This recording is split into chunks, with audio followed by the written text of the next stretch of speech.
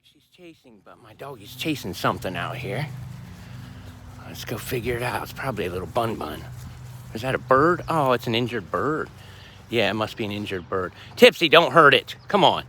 Do not hurt that little birdie. Hey, drop it. You let that bird go. I'm going to whoop your butt. Drop it. Tipsy, no. Oh, this little doggy. She's running away because she knows I don't want her to hurt the birdie. Oh, I think I know where the ducks have been hiding. Oh, there's a tire. I bet there's eggs in that tire. I won't even be able to get to them. I'll have to cut all these stickers out. I don't see any eggs yet, but this is a nice little shelter for them. All right, Tipsy, you come on, girl.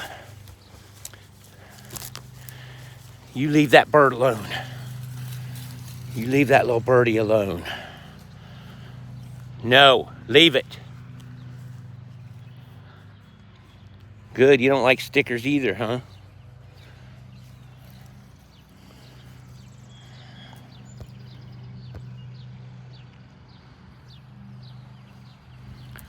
It looks like the birds have been up in there.